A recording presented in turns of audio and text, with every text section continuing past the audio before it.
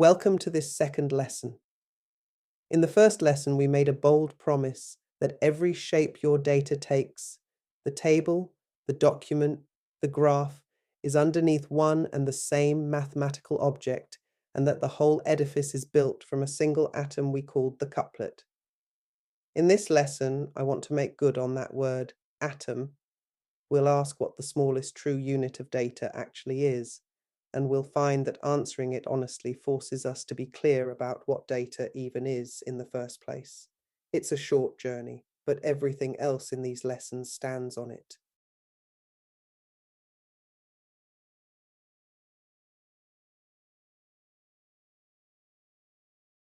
Let me start with a question that sounds almost too simple to bother with. What is a single unit of data? Consider what is the smallest possible piece. Is it a number, 500? A word, Ada, a single row in a table? The awkward truth is that none of these, taken entirely on its own, is quite enough to count as data. A bare 500 tells you nothing. It could be a price, an age, a pixel. To pin down the unit of data, we first have to be honest about what makes something data at all. So let me show you my favorite example.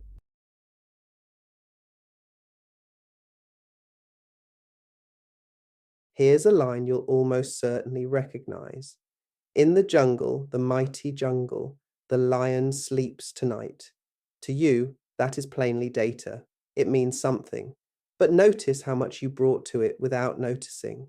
You knew it was English. You knew it was a song lyric. You knew lion meant the animal, not a constellation or a brave person. A computer brings none of that. To a machine, it is a string of characters, and nothing about the characters themselves tells it whether this is text, a lyric, a fact, or noise. Meaning, it turns out, is not in the value alone. It has to be supplied.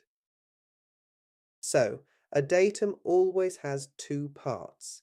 There is the value itself, the raw content, and there is its usage, the little label that says how the value is meant to be read. Take the value Ada.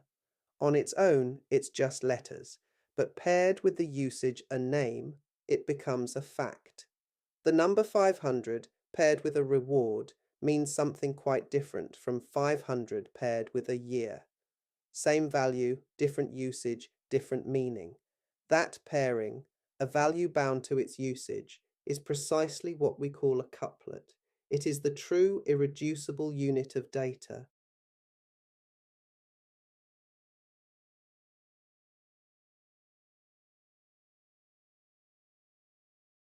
Let's write it down properly. A couplet is an ordered pair, a value on the left and the usage that frames it on the right. We draw it as A arrow B, and we read it as one directed fact. This points to that. Name points to Ada. Employee 7 points to sales. The order matters. A arrow B is not the same statement as B arrow A, which is exactly why we call it an ordered pair. It looks almost too humble to matter. But hold on to that humility, because as we'll see, everything larger is made of nothing but these couplets.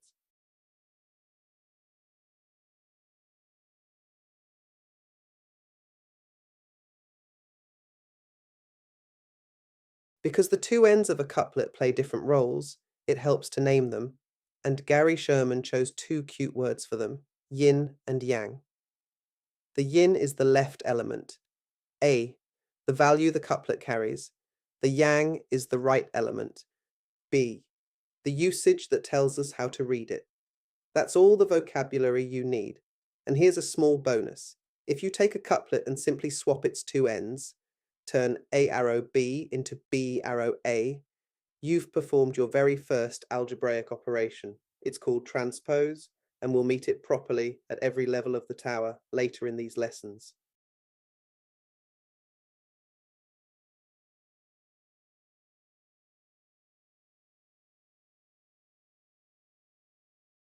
Let me place the couplet back into the picture we showed you in the first lesson.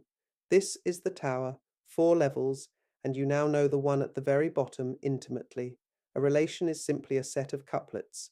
A clan is a set of relations. A horde is a set of clans. Each level is nothing more than a set of the things one level below, and the whole structure, every table, every document, every database you will ever meet, rests entirely on that small directed pair at the foot.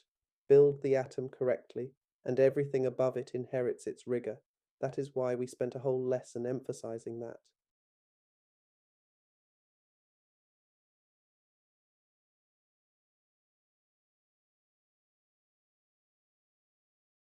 So, three things to carry forward. First, the couplet, a value bound to its usage, written A arrow B, the smallest honest unit of data.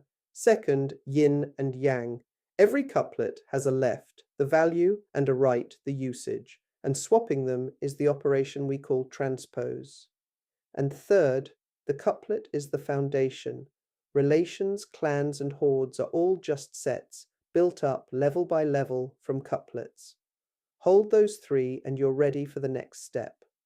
In lesson 3, we will climb one rung and gather couplets together into the first structure with real shape, the relation.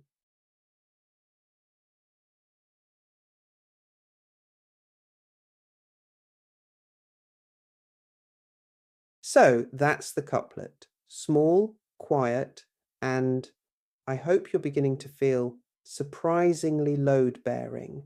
Thank you for your time. I'll see you in lesson 3, where relations come into view.